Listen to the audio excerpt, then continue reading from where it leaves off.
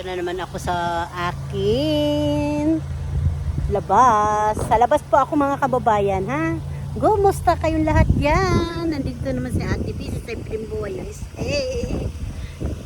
Sa puno. Tingnan yung puno, oh. Sobrang lago. Sobrang lago po. Oh. Nagigitnaan yung dalawang sasakyan yung isa kong katawan. Charot! Mga kababayan, kumusta? Hanap tayo ng salapi. Kayo, alam mo naman, pag hindi tayo maghanap ng salapi, mawawara ang kwarta. Ang kwarta dapat hinahanap. Ang tao, kailangan lagi magsipag. Kaya pag hindi magsipag, waray kwarta. Tabi-tabi lang po.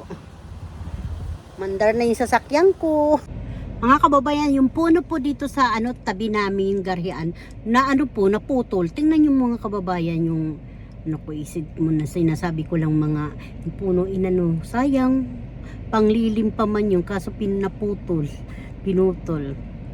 Baka natakot sa kidlat kasi nung isang araw nagkidlat kumidlat. Napapakita ko na sa inyo. Ayan yung puno na yan linagari na. Malaking puno po yan. Diyan pa man pumapatong yung mga squirrel. Ayan sige na po mga kababayan. Mga kababayan, nagkakarwas na naman kami dito. Punta tayo sa sa pinapahanginan pa yung gulong. Maingay lang. Ito mga kababayan yung rosa ito. Diba yung rosa? Ang ganda, no? Tapos dito, punta tayo dito sa rosa. Mainit, grabing init. Tapat na po yan ang Walmart, yung namin, pinaglilinisan. Init, grabe. Gaganda, Yan po, kokong po yan, mga kababayan. Grabe, init. Maingay, pasensya na po, ha. Yan, kokong po yan, mga kababayan. Ganda, no?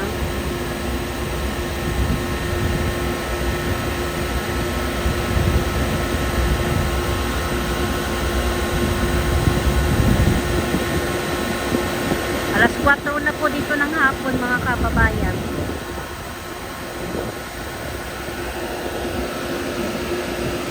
Yan, pinahanginan pa yung sasakyan.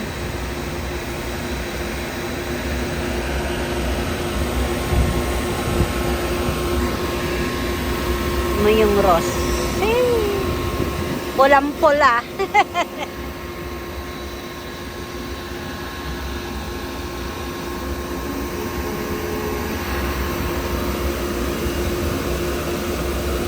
Mga kababayan, kadugtong na ito yung naglalaba kami, ha. Para lang, mayroon ako pang upload.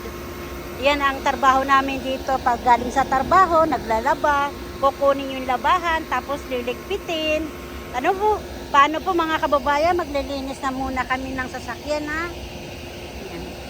Mainit po Love you mga kababayan. Marami pong salamat sa panonood nyo.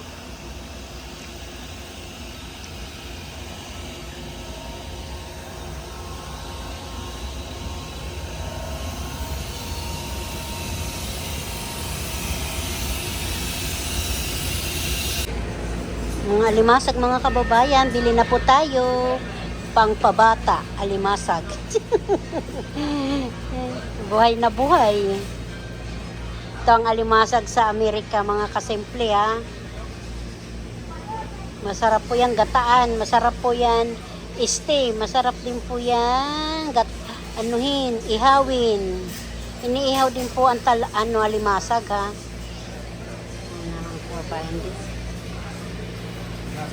Yan, let's go. Suso. Suso ba yan? Suso ba yan? Alcohol. Ang dagat. Suso daw ng dagat. Tingin nga. Dagat yan. May susupa. Bili po tayong yan mga kababayan, ha. suso. Tapos, aywan ko kung ano po yan. Tapos, ayan. Video-video lang tayo habang nag-iikot kami. Nagbe-video po ako habang nag-iikot ako, mga kababayan. Ito, di ko alam kung ano ito mga kasim. Ay, ano, kilawin na tulya, tahong. Eh siya, sige na po mga kababayan, baka tayo masita. Kasimple oh, palak. Walang dahon na gabi, palak lang. Tingnan mo yung palak lang ha, magkano ang presyo di atay. Kamuting kahoy, gabi na malalaki. Hindi ko alam mo yung isa kung ano yan, mga kasimple ha. Gabi. Karlang. Ito ang karlang dito sa Amerika. Ito obi yata ito eh. Saka sibuyas na puti. Hindi ko alam kung karlang ang bibilhin ko eh. Kasi maling gat nila. Ay mahal po. Oh, ayan oh, ang presyo. Oh. Ayan ang presyo. Dito na lang tayo sa gabi kay piso la. Ayan piso.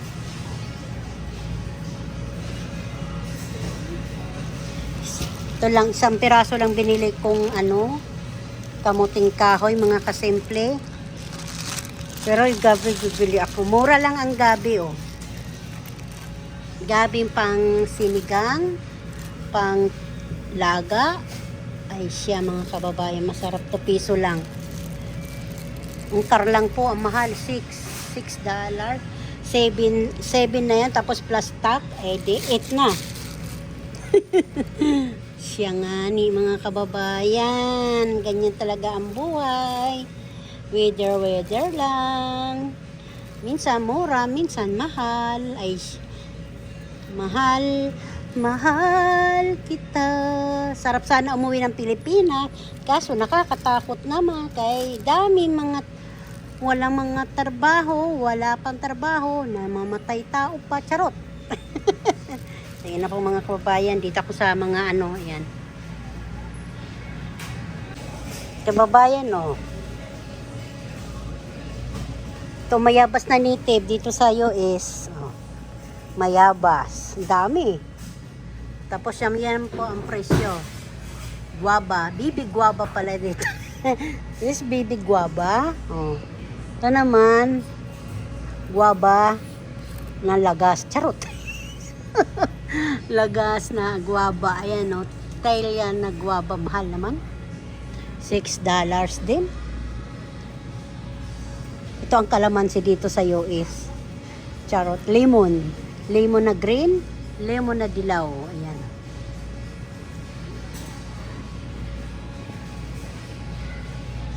Mga prutas dito. Ayan. Mga prutas. Parang ano eh. Melon, tsaka ito, suha.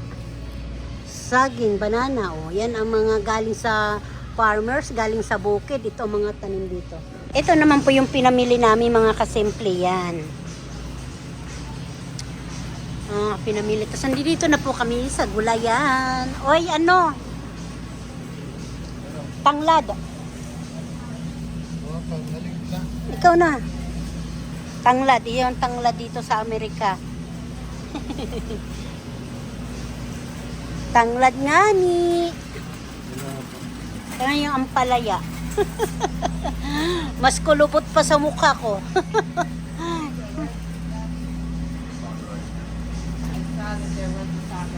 Radis, labanos. Hindi mo nakakain ng palay. Ampalaya na ano. Ayan, mga kababayan, dito na naman sa market. Ito ang patula. Patula dito sa US. Patula. Pero parang gurang. Mas gurang pa sa akin, mga kababayan. Gurang. Basta ampalaya. Radis. This is radis. Yung ganito ba, yung flat top, Mm. yung ilalim, di niya i-reverse. Mm. Lagi kong ginagawa yun. Lagi niyan, talagang sinasadya niya kinakalimutan na tao, baliw. Tawag nga namin doon, retarded eh. Parang may tama kasi sundalo dati. Hmm. Army ata yun. Siguro na-trauma yun. Dal ng daldal. Ricky, I'll go to the bathroom. Okay. Ricky, I need to... Tamina mo.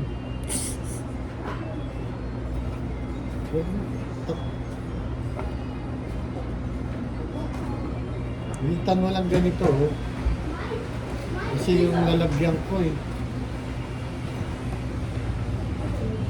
Sip-sip ang putang ina doon kay Gorby. Kay Carlo. Bagay, pareho naman silang upan. Hindi pinapansin ko, trabaho lang ako. Hmm.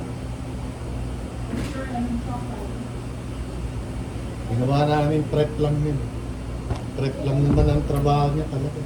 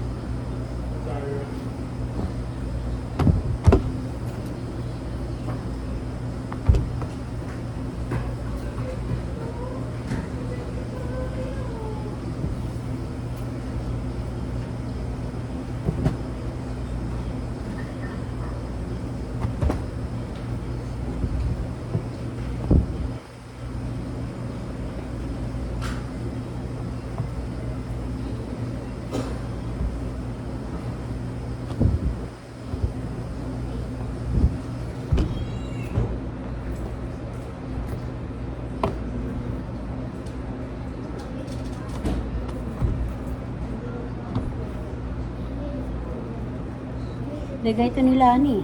Malambot sa katawan eh. Kumain naman yun. Nakakaawa naman. Tumawag sa akin ng... Wala akong gana makipag... Sakit ako naman.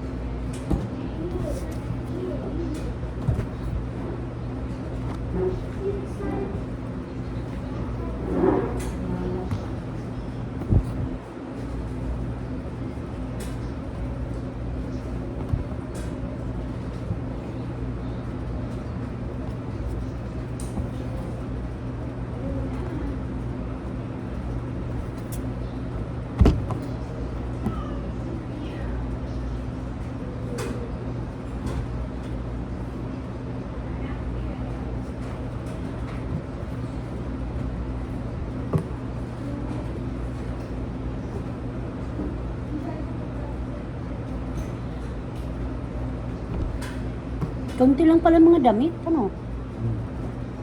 Kaunti lang pala labaha. Nalaba mo ba yung ano ni Kuya? Tawid?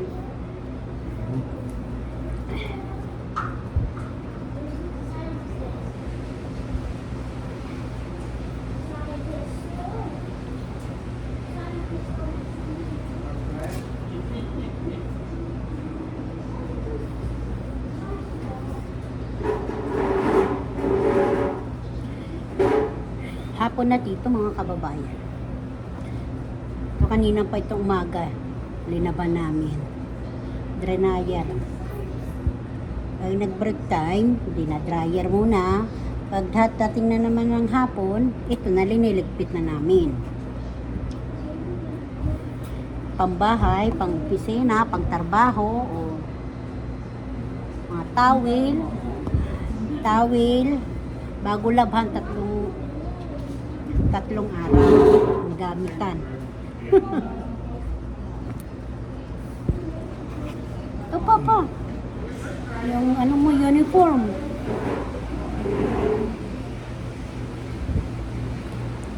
Para pag dun sa bahay, iba na naman ang gagawin. Nakapagligpit na rito. Tapos ang gagawin sa bahay, magluluto na. Tapos ako na lang maghahanger nito yung iba. Ako na magliligpit. Ano ikaw na magaling ka Sasampay mo to kahit paano yan. Ano mga kababayan?